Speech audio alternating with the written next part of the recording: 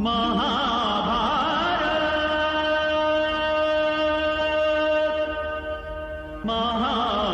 दोस्तों, एक बार फिर से स्वागत है आप सभी का हमारे चैनल क्रिएटिव चंचल में। आज का वीडियो महाभारत विशेष है। आज के वीडियो में हम गागड़ में सागर बढ़ने की कोशिश की है।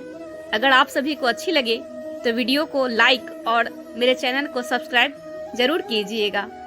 आज मैं महाभारत को संक्षेप में सुनाने जा रही हूँ। ऐसे महाभारत तो बहुत बड़ा ही ग्रंथ है जिसको सुनने और समझने में सालों लग जाएंगे।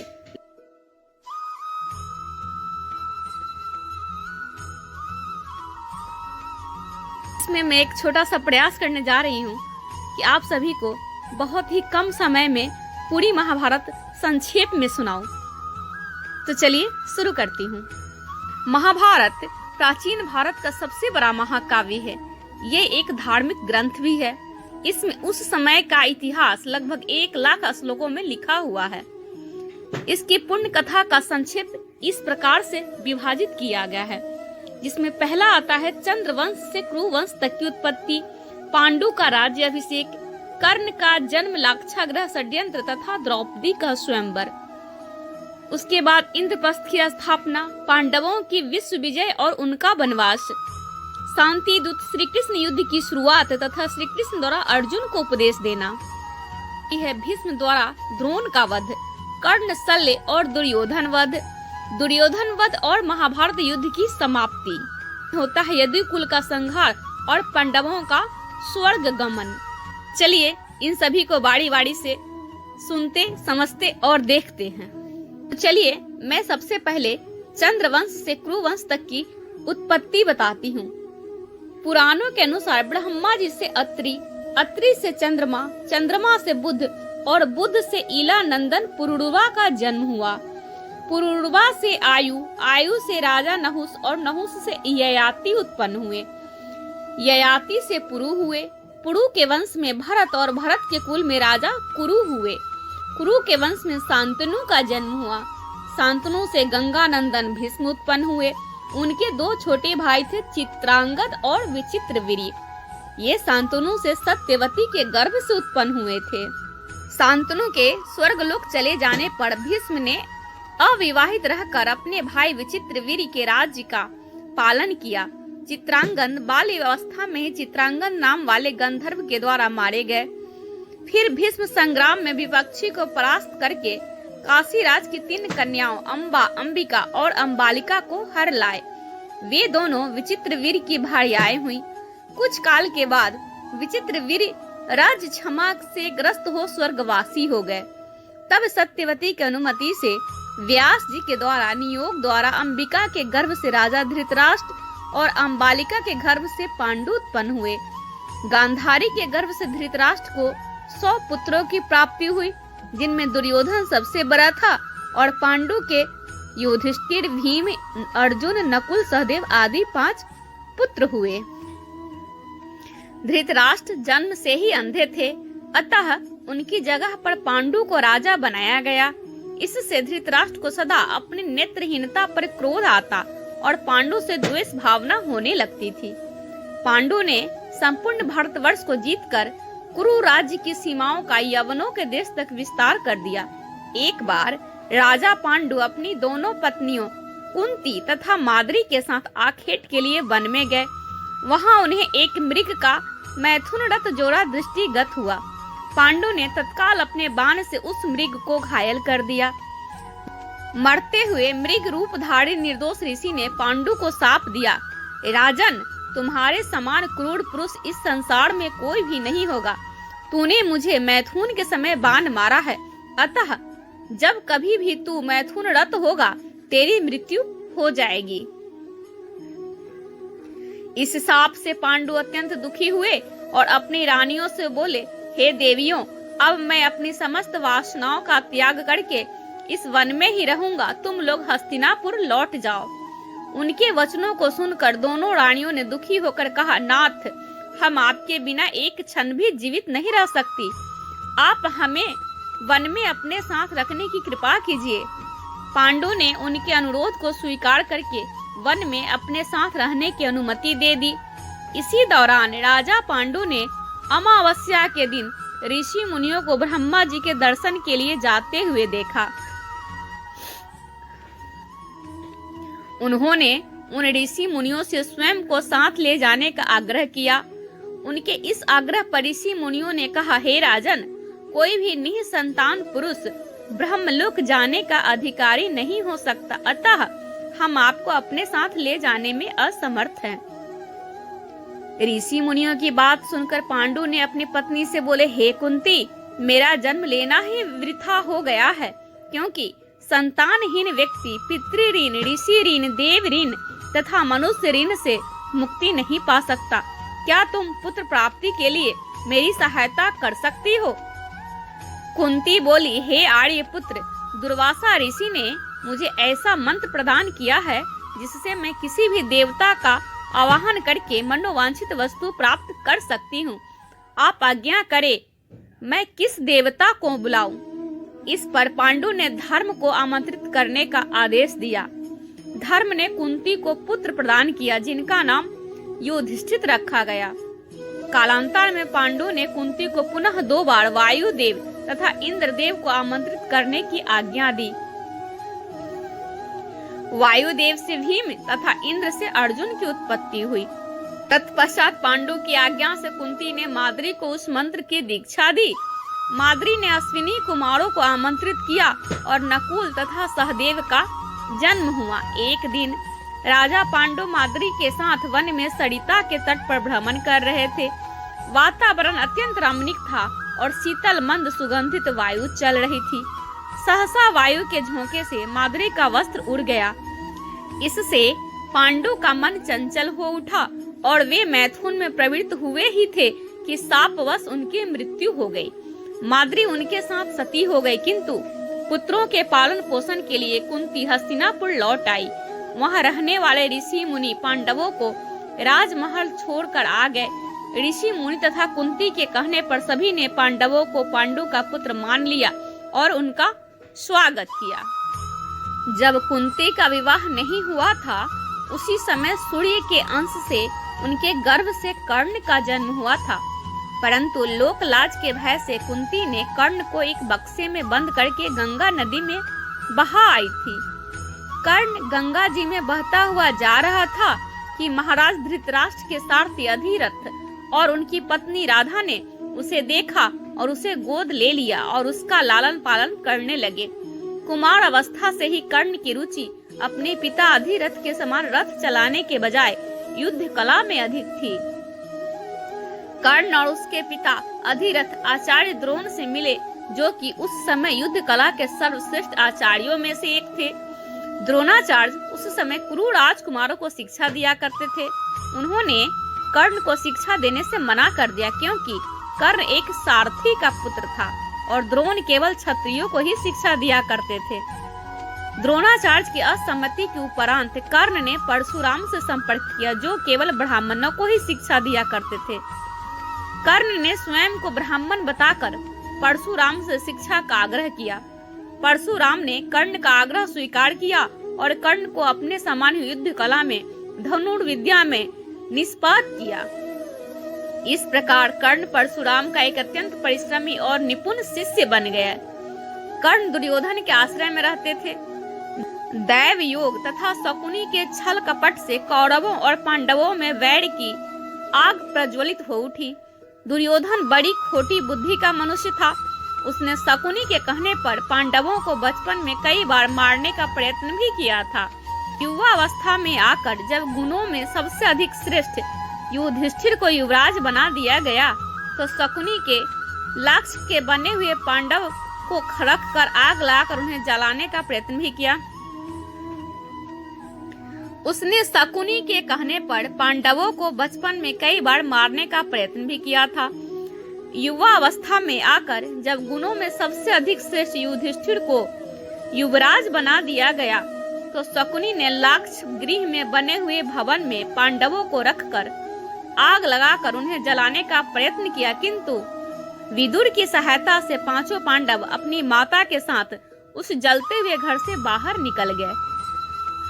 वहां से एक चक्रा नगरी में जाकर वे मुनि के वेश में एक ब्राह्मण के घर में निवास करने लगे। फिर बक नामक राक्षस का वध करके व्यास जी के कहने पर वे पांचाल राज्य में, जहां द्रौपदी का स्वयंवर होने वाला था, वहां गए। पांचाल राज्य में अर्जुन के लाक्ष्य भेदन और कौशल से मत्स्य भेद पर पांचों पांडवों ने द्रौपदी को पत्नी रूप में प्राप्त किया। द्रौपदी स्वयंवर से पहले विदुर को छोड़कर सभी पांडवों को मृत समझने लगे थे और इस कारण धृतराष्ट्र ने शकुनी के कहने पर दुर्योधन को युवराज बना दिया। जब द्रौपदी स्वयंवर के तत्पश्चात दुर्योधन आदि को पांडवों के जीवित होने का पता चला तो पांडवों ने कौरवों से अपना राज्य मांगा, परंतु गृह युद्ध के संकट से बचने के लिए युधिष्ठिर ने कौरवों द्वारा दिए गए खंडहर स्वरूप खांडव वन आधे राज्य के रूप में प्राप्त किया। पांडु कुमार अर्जुन ने श्री कृष्ण के साथ खांडव वन को जला दिया और इंद्र के द्वारा की हुई वृष्टि का अपने बाणों के बांध से निवारण करते हुए अग्नि को तृप्त किया। वहां अर्जुन और कृष्ण जी ने समस्त देवताओं को युद्ध में परास्त कर दिया। इसके फल स्वरूप अर्जुन ने अग्नि देव से दिव्य गांडीव, धनुष और उत्तम रथ प्राप्त किया और कृष्ण जी ने सुदर्शन चक्र प्राप्त किया था। युद्ध में भगवान कृष्ण जैसे सारथी मिले थे तथा उन्होंने आचार्य द्रोण से ब्रह्मास्त्र आदि दिव्य आयुध और कभी नष्ट न होने वाले बाण प्राप्त किए थे। इंद्र अपने पुत्र अर्जुन की वीरता देखकर अति प्रसन्न हुए। इंद्र के कहने पर देव शिल्पी विश्वकर्मा और मैं दानव ने मिलकर खांडव वन को इंद्रपुरी जितने भव्य नगर में निर्मित कर दिया, जिसे इंद्रप्रस्थ का नाम दिया गया।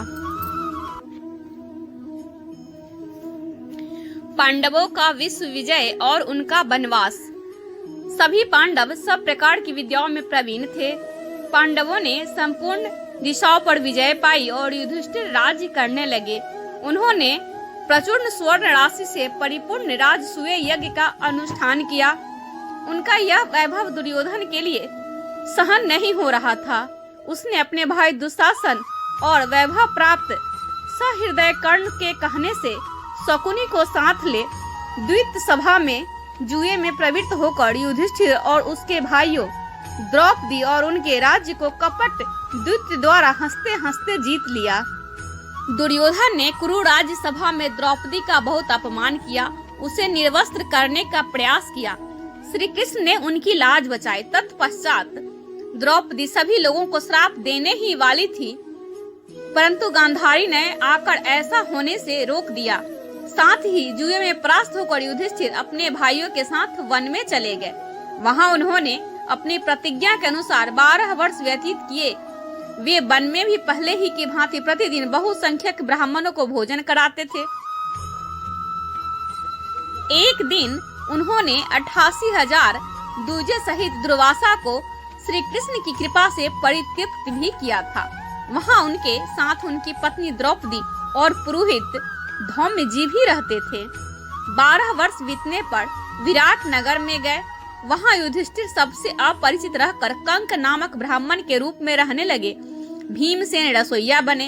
अर्जुन ने अपना नाम ब्रीहबला रखा था।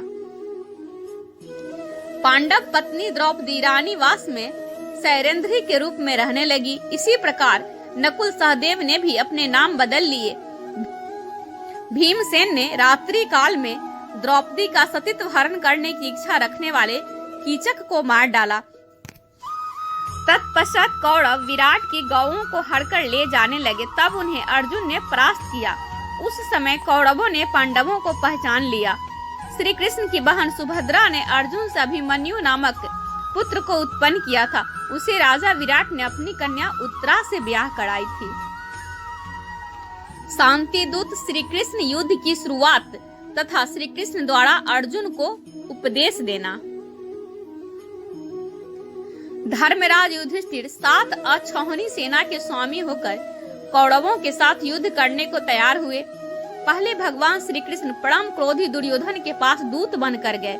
उन्होंने 11 अक्षौहिणी सेना के स्वामी राजा दुर्योधन से कहा, राजन, तुम युधिष्ठिर को आधा राज्य दे दो और उन्हें 5 ही गांव अर्पित कर दो, नहीं तो उनके साथ युद्ध करो। श्री कृष्ण की बात सुनकर दुर्योधन ने कहा, मैं उन्हें सुई की नोक के बराबर भूमि भी नहीं दूंगा। हाँ, उनसे युद्ध अवश्य करूंगा। ऐसा कहकर वह भगवान श्री कृष्ण को बंदी बनाने के लिए उद्यत हो गए। उस समय राज्यसभा में भगवान श्री कृष्ण ने अपने परम दुर्धर्ष विश्व रूप का दर्शन कराकर दुर्योधन को भयभीत कर दिया। फिर विदुर ने अपने घर ले जाकर भगवान का पूजन और सत्कार किया। तत्पश्चात वे युधिष्ठिर के पास लौट गए और बोले, महाराज, आप दुर्योधन के साथ युद्ध कीजिए। युधिष्ठिर और दुर्योधन की सेनाएं कुरुक्षेत्र के मैदान में जा डटी। अपने विपक्ष में पितामह भीष्म तथा आचार्य द्रोण आदि गुरुजनों को देखकर अर्जुन युद्ध से विरत हो गए। तब भगवान श्री कृष्ण ने उनसे कहा, पार्थ, भीष्म आदि गुरुजन शोक के योग्य नहीं हैं। मनुष्य का शरीर विनाशशील है, किंतु आत्मा का कभी नाश नहीं होता। यह आत्मा ही परम ब्रह्म है। मैं ब्रह्म हूँ। इस प्रकार तुम आत्मा को समझो। कार्य की सिद्धि और असिद्धि में समान भाव से रहकर कर्म योग का आश्रय से छात्र धर्म का पालन करो। श्री कृष्ण के ऐसा कहने पर अर्जुन रथारूढ़ हो युद्ध में प्रवृत्त हुए। उन्होंने शंख ध्वनि की। दुर्योधन की सेना में सबसे पहले पितामह भीष्म सेनापति हुए। पांडवों के सेनापति शिखंडी थे।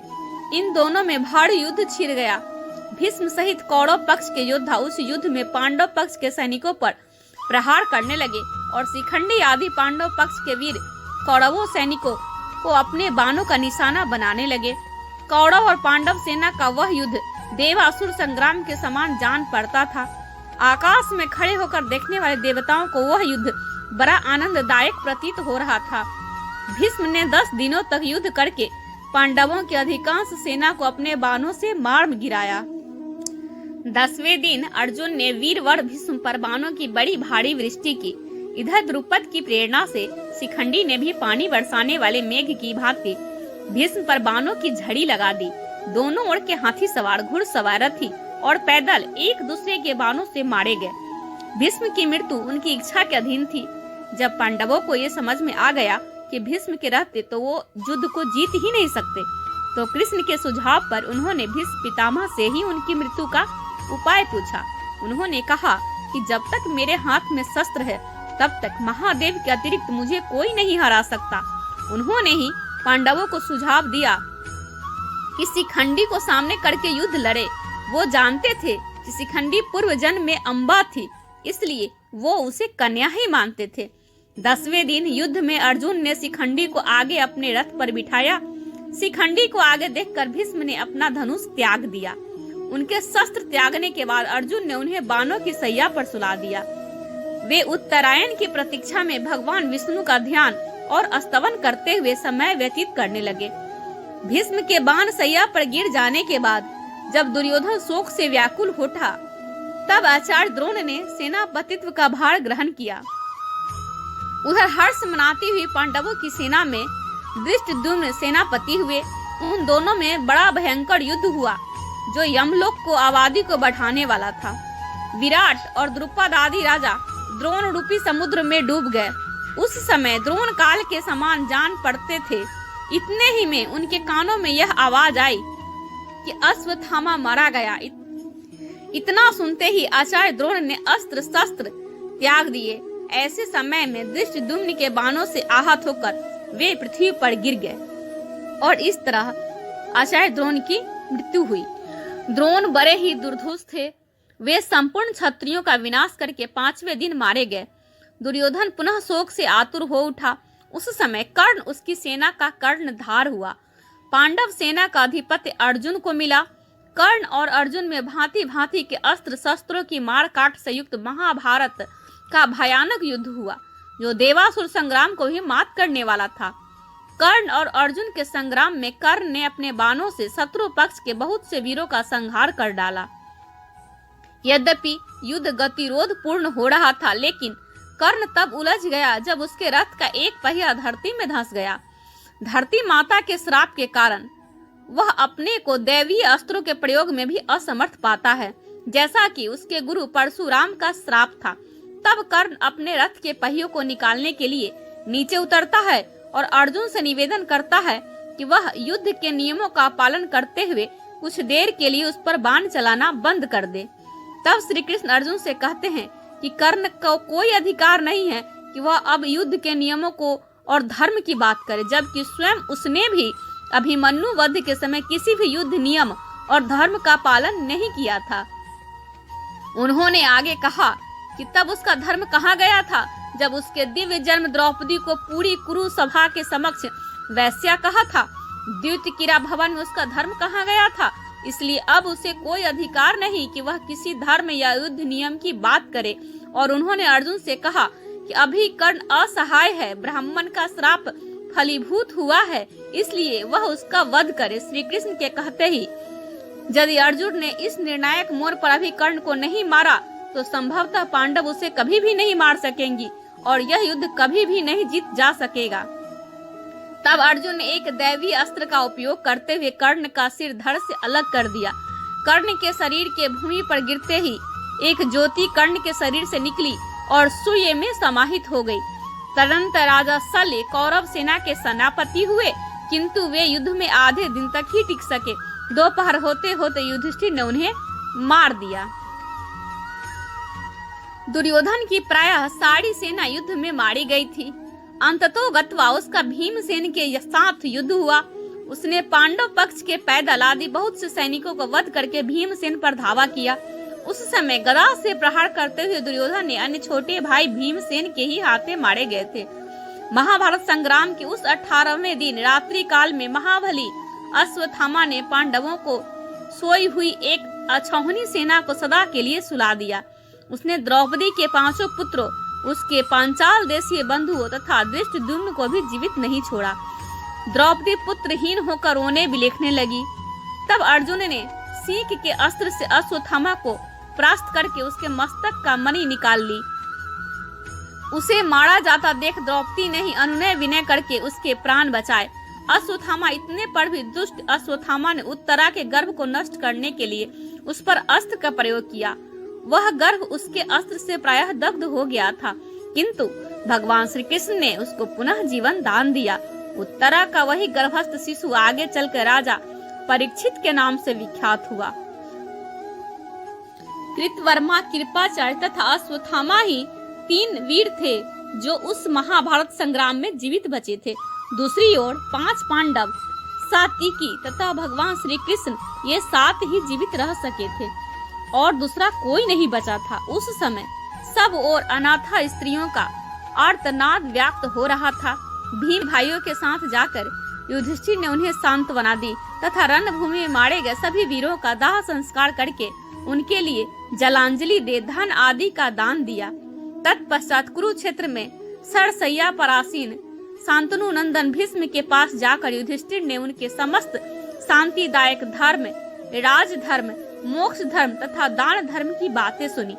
फिर वे राज सिंहासन पर आसीन हुए। उसके बाद उन शत्रु मर्दन राजा ने अश्वमेध यज्ञ करके उसमें ब्राह्मणों को बहुत धन दान दिया। तदनंतर द्वारिका से लौटे हुए अर्जुन के मुख से मूसल कांड के कारण प्राप्त हुए साप से पारस्परिक युद्ध द्वारा यादवों के संहार का समाचार सुनकर युधिष्ठिर ने परीक्षित को राज आसन पर बिठाया और स्वयं भाइयों के साथ महाप्रस्थान कर स्वर्ग लोक को चले गए। यदुकुल का संहार और पांडवों का स्वर्ग गमन। जब युधिष्ठिर राज सिंहासन पर विराजमान हो गए तब धृतराष्ट्र गृह आश्रम से वनप्रस्थ आश्रम में प्रविष्ट हो गए और वन में चले गए। ऋषियों के आश्रम से दूसरे आश्रमों में होते हुए वन को गए। उनके साथ देवी गांधारी और कुंती भी थी। विदुर जी दावानल से दग्ध हो स्वर्ग सिधारे। इस प्रकार भगवान विष्णु ने पृथ्वी का भार उतरा और धर्म की स्थापना तथा अधर्म का नाश करने के लिए पांडवों को निमित्त बनाकर दानव, दैत्य आदि का संहार किया। तत्पश्चात भूमि का भार बढ़ाने वाले यादव कुल का ब्राह्मणों के साथ के बहाने मूसल के द्वारा संहार कर डाला। अनिरुद्ध के पुत्र वज्र को राजा के पद पर अभिषिक्त किया गया। तदनंतर देवताओं के अनुरोध से प्रभास क्षेत्र के श्री हरि स्वयं ही स्थूल शरीर की लीला का संवरण करके अपने धाम को पधारे। वे इंद्रलोक और ब्रह्मलोक में स्वर्गवासी देवताओं द्वारा पूजित होते हैं। बलभद्र जी शेषनाग के स्वरूप थे, अतः उन्होंने पाताल रूपी स्वर्ग का आश्रय लिया। अविनाशी भगवान श्री हरि ध्यानी पुरुषों के ध्येय हैं। उनके अंतर्ध्यान होने पर समुद्र ने उनके निजी निवास स्थान को छोड़कर शेष द्वारकापुरी को अपने जल में डुबो दिया। अर्जुन ने मरे हुए यादवों का दाह संस्कार करके उनके लिए जलांजलि दी और धन आदि का दान किया। भगवान श्री कृष्ण की रानियों को जो पहले अप्सराएं थी और अष्टवक्र के साप से मानवीय रूप में प्रकट हुई, उन्हें लेकर हस्तिनापुर को चले। मार्ग में दंडी लिए भीलों ने अर्जुन का तिरस्कार करके उन सबको छीन लिया। यह भी अष्टावक्र के साप से ही संभव हुआ। इससे अर्जुन के मन में बड़ा शोक हुआ। फिर महर्षि व्यास के सांत्वना देने पर उन्हें यह निश्चय हुआ कि भगवान श्री कृष्ण के समीप रहने से ही मुझ में बल था। हस्तिनापुर में आकर उन्होंने भाइयों सहित राजा युधिष्ठिर से, जो उस समय प्रजा वर्ग का पालन करते थे, यह सब समाचार निवेदन किया। वे बोले, भैया, वही धनुष है, वे ही बाण है, वही रथ है और वे ही घोड़े हैं, किंतु भगवान श्री कृष्ण के बिना सब कुछ उसी प्रकार नष्ट हो गया जैसे अश्रोहित को दिया हुआ दान। यह सुनकर धर्मराज युधिष्ठिर ने राज्य पर परीक्षित को स्थापित कर दिया। इसके बाद बुद्धिमान राजा संसार की अनित्यता का विचार करके द्रौपदी तथा भाइयों को साथ ले हिमालय की तरफ महाप्रस्थान के पथ पर अग्रसर हुए। उस महापथ में क्रमशः द्रौपदी, सहदेव, नकुल, अर्जुन और भीमसेन एक एक करके गिर पड़े। इससे राजा शोक मग्न हो उठे। तदनंतर वे इंद्र के द्वारा लाए हुए रथ पर आरूढ़ हो, जो दिव्य रूपधारी था, भाइयों सहित स्वर्ग को चले गए। वहां उन्होंने दुर्योधन आदि सभी धृतराष्ट्र पुत्रों को देखा। तदनंतर उन पर कृपा करने के लिए अपने धाम से पधारे हुए भगवान वासुदेव का भी दर्शन किया और इससे उन्हें बड़ी प्रसन्नता हुई। तो दोस्तों, ये थी संपूर्ण महाभारत की संक्षिप्त कथा। जो आपको कैसे लगे हमें कमेंट करके जरूर बताइएगा। और साथ ही आपको अगर यह वीडियो पसंद आई हो तो इसे लाइक और चैनल को सब्सक्राइब करना बिल्कुल ना भूलें। धन्यवाद।